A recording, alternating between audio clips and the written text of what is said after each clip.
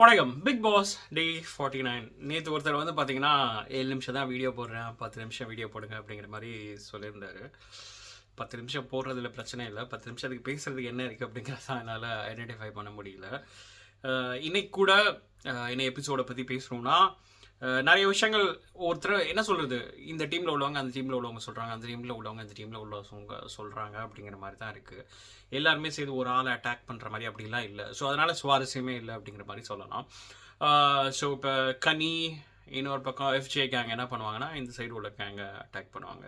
இப்போ இவங்க உள்ளவங்க என்ன பண்ணுவாங்கன்னா அந்த சைடு உள்ளவங்க பண்ணுவாங்க. ஸோ இதில் டிஸ்கஸ் பண்ணுறதுக்கு என்ன இருக்குது, எல்லாருமே மொக்கையாக ஒரு ரீசன் தான் சொல்கிறாங்க. இன்றைக்கி எனக்கு 2 விஷயத்தை பற்றி பெருசாக டிஸ்கஸ் பண்ணோன்னா, ஒன்று பிரஜன் சாண்ட்ராவோட ரியாக்ஷன், பிரஜன் வந்து காரில் வச்சு கூட்டிகிட்டு போகிறாங்க அப்படிங்கிற ஒன்றை பற்றி டிஸ்கஸ் பண்ணோம். இன்னொரு பக்கம் இப்போ அரோரா கம்ருதன், இன்னொரு பக்கம் பார்வதிக்கு நடுவில் நடந்துகிட்ருக்க ஒரு சண்டை, அப்புறம் சின்னதாக ப்ராபப்ளி எஃப்ஜே அண்டு இன்னொரு பக்கம் வியனாவுக்கு நடுவில் நடந்துகிட்ருக்க சில போராட்டங்களை பற்றி பேசலாம் அப்படின்னு நினைக்கிறேன். மற்ற யாருக்கும் பெருசாக கான்டென்ட்டே இல்லை அப்படின்னு சொல்லிடலாம்.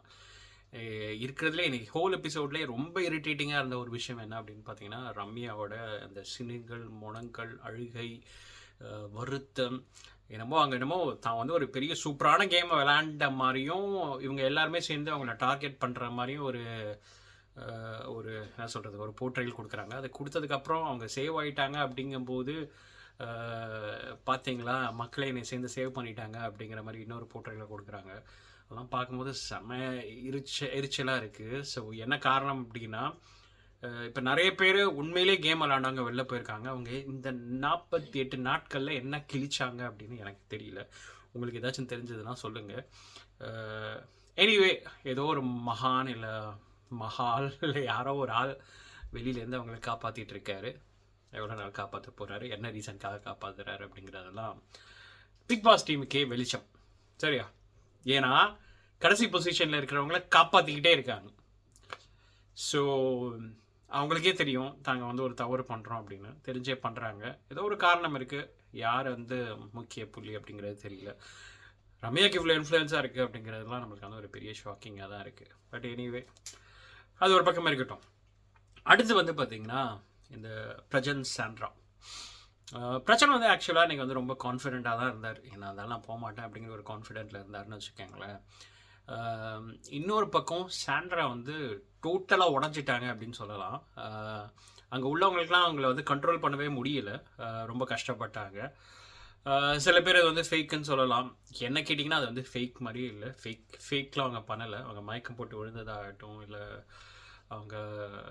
அவர் கிளம்பும்போது பதறினதாகட்டும், அது எல்லாமே என்ன சொல்கிறது, ரொம்ப எமோஷனாக ஆகி அந்த மொமெண்ட்டில், அந்த ஸ்பர் ஆஃப் த மொமெண்ட்டில் நடக்கிற ஒரு விஷயம். ஏன்னா அவங்க கண்டிப்பாக எதிர்பார்த்துருக்க மாட்டாங்க இந்த அளவுக்கு இந்த வீக்கெண்ட் எபிசோட் இருக்கும் அப்படின்னு சொல்லிட்டு. அதை மட்டும் இல்லாமல் இன்னொரு பக்கம் பிரச்சனை வந்து ஹாட் சீட்டில் உட்காருவார் அப்படின்னு.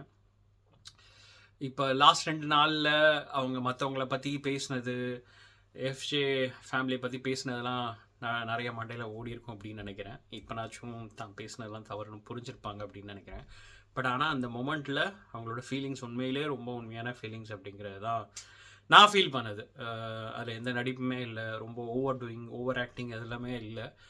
அவங்க அந்த மொமெண்ட்டில் இவர் போயிட்டார்னா நம்ம என்ன பண்ண போகிறோம் அப்படிங்கிற மாதிரி தான் அவங்களோட மைண்டில் இருந்தது. ப்ராபப்ளி இன்னும் கொஞ்சம் நாட்கள், வாரங்கள் போக போக அதுலேருந்து தெளிவாகலாம். ஏன்னா ஏதோ ஒரு நாள் வந்து பிரஜன் முன்னாடி போக போகிறாரு அப்படிங்கிறது தெரிஞ்சிருச்சு. சாண்ட்ரா ஏதாச்சும் ஒரு பீரியடில் தனியாக விளாட்ற மாதிரி தான் இருக்கும். அது எப்போ அப்படிங்கிறத வெயிட் பண்ணி தான் பார்க்கணும். இப்போ தான் தெரிய வந்தது சாண்ட்ரா உள்ளார வந்ததுக்கான காரணமே பிரஜன் வந்து சாண்ட்ரா இல்லைன்னா உள்ளார போக மாட்டேன்னு சொன்னதுனால தான் பிரஜனுக்கு சப்போர்ட்டிவாக தான் சாண்ட்ரா உள்ளார வந்திருக்காங்க அப்படின்னு சொல்லிட்டு. இன்றைக்கி விட்டுருந்தா கண்டிப்பாக அவங்க கிளம்பியிருப்பாங்கன்னு நினைக்கிறேன். இப்போ பிரஜன் இன்றைக்கி வந்து எலிமினேட் ஆகிருந்தா இல்லை என்னால் இங்கே இருக்க முடியாது அப்படின்னு சொல்லிட்டு கிளம்பியிருப்பாங்க அப்படிங்கிற மாதிரி தான் தோணுச்சு. ஸோ அதுதான் அவங்கள பற்றி பேசணும்னு நான் நினச்சது. ஸோ நீங்கள் என்ன நினைக்கிறீங்க? எனக்கு உண்மையாக பட்டுச்சு, உங்களுக்கு எப்போ உண்மையாக பட்டுச்சு அப்படிங்கிறத சொல்லுங்கள். அடுத்து பார்வதி, கம்ருதன் அண்டு இன்னொரு பக்கம் அரோரா. அரோராவுக்கு வந்து சில பேர் முட்டு கொடுத்துட்ருக்காங்க. என்ன காரணத்துக்காக முட்டு கொடுக்குறாங்க அப்படிங்கிறது அவங்களுக்கு தான் வெளிச்சம் அப்படின்னு வச்சுக்கோங்களேன். ஆனால் என்ன கேட்டிங்கன்னா, நடுவில் வந்து பூந்து ஒரு விஷயத்தை, அதாவது அரோராவை நான் எப்படி பார்க்குறேன்னா, அரோராவுக்கு முதல்ல இந்த ஹவுஸில் சர்வைவ் பண்ணுறதுக்கு ஒரு ஆள் தேவைப்படுறாங்க, ஒரு ஆண் துணை தேவைப்படுறாங்க. ஏன்னா அவங்கள்ட்ட போய் பேசுகிறது, அவங்கள்ட்ட வந்து மற்ற யார்ட்டையும் போய் அவங்களால சகஜமாக பேச முடியல. கம்ருதன்கிட்ட மட்டும் தான் பேச முடிஞ்சது. இந்த கம்ருதன் எப்போ தேவைப்பட்டாருன்னா, எப்போ துஷார் வெளில போனாரோ அப்போ தான் இந்த கம்ருதன் வந்து தேவைப்பட்டார். ஏன்னா அவங்கள எங்கே காட்டிக்கிறதுக்கு, அவங்கள எங்கே ப்ரொஜெக்ட் பண்ணிக்கிறதுக்கு, அவங்களுக்கும் அவங்களுக்கு பின்னாடி ஒரு ஆள் சுற்றுறாங்க அப்படின்னு அந்த போர்ட்ரேயல் இதெல்லாம் வந்து இந்த ஷோவுக்கு ரொம்ப இம்பார்ட்டன்ட்னு அவங்க ஃபீல் பண்ணுறாங்க. தன்னோட சர்வைவலுக்கு ரொம்ப இம்பார்ட்டன்ட்னு ஃபீல் பண்ணுறாங்க. ஸோ அப்படி இருக்கும்போது இவங்களுக்கு பின்னாடி கூஜா தூக்கிக்கிட்டே இருக்கிறதுக்கு முதல்ல துஷார் இருந்தார். இப்போ துஷார் போனதுக்கப்புறம் இப்போ வந்து கம்ருதன் தேவைப்பட்டிருக்காரு. இதை நான் சொல்கிறதுக்கான காரணம் என்னென்னா, இவங்களோட கம்ருதன்கிட்ட போய் பார்வதியை பற்றி என்னென்ன சொல்ல முடியுமோ அதெல்லாம் சொல்கிறாங்க. அவர் மனசில் கலைக்கிறாங்க. கம்ருதனுக்கு ஒரு மேலே அரோரா மேலே ஆசை இருக்குது. ஆனால் இன்னொரு பக்கம் பார்வதி மேலே ஒரு கன்சர்னும் இருக்குன்னு வச்சுக்கோங்களேன். அவர் பார்வதிட்டையும் பால் போடுறாரு, இங்கேயும் பால் போடுறாரு. ஆனால் இன்னொரு பக்கம் அரோராக்கு இந்த சைடே நீ பால் போடக்கூடாது, நீ ஆனால் ஒன்று வந்து நான் ஒரு ஃப்ரெண்ட் ஜோனில் வச்சுக்குவேன். இன்றைக்கி பார்வதி வந்து இன்றைக்கி பார்வதி பக்கத்தில் உட்காந்துட்டார் அப்படின்னு இந்த சைடில் பார்த்தீங்கன்னா குதின்னு குதிக்கிறாங்க. அந்த ஒரு விஷயத்தில் பார்வதி எனக்கு தெரிஞ்ச கம்ருதன்கிட்ட பேசின கான்வர்சேஷன் ரொம்ப தெளிவான ஒரு கான்வர்சேஷனாக இருந்தது. ஆனால் இந்த அம்மா வந்து பார்த்தீங்கன்னா பார்வதியை பற்றி கண்ணா பொண்ணான்னு வந்து தவறாக சொல்லி தப்பாக சொல்லி அதுக்கப்புறம் அவர் வந்து போயிடவே கூடாது அப்படிங்கிறதுல உறுதியாக இருக்காங்க. நம்மளுக்கு தெரிய வேண்டியதெல்லாம் என்னென்னா, துஷார் இருக்கும்போது பார்வதி கிட்ட இந்த ஆளை தள்ளி விட்டது இந்த அம்மா தான். ஏன்னா கம்ருதன் வந்து துஷாரோட தனியாக உட்காந்து பேசிகிட்டு இருக்கும்போது, துஷாரோட கான்வர்சேஷன் வச்சுட்டு இருக்கும்போது இவர் உள்ளார வராரு, அது நம்மளுக்கு இடைஞ்சலாக இருக்குது அப்படிங்கிற மாதிரி அதை தடுக்கிறதுக்காக இவங்க வந்து கிரியேட் பண்ண ஒரு லவ் சினாரியோ தான் பார்வதி அண்ட் கம்ருதன் சினாரியோ. அதுக்கப்புறம் அது வேறு லெவலுக்கு போய் அது போயிடுச்சுன்னு வச்சுக்கோங்களேன். துஷார் இருந்த வரைக்கும் கம்ருதன் இந்த அம்மாவுக்கு தேவைப்படவே இல்லை. எப்போ துஷார் வெளில போனாரோ அப்போ தான் வந்து கம்ருதன் தேவைப்படுறாரு. இப்போ கம்ருதனை வச்சு சர்வை பண்ணுறாங்க. இப்போ துஷார் உள்ளார வந்தால் என்ன பண்ணுவாங்க அப்படின்னு தெரியாது.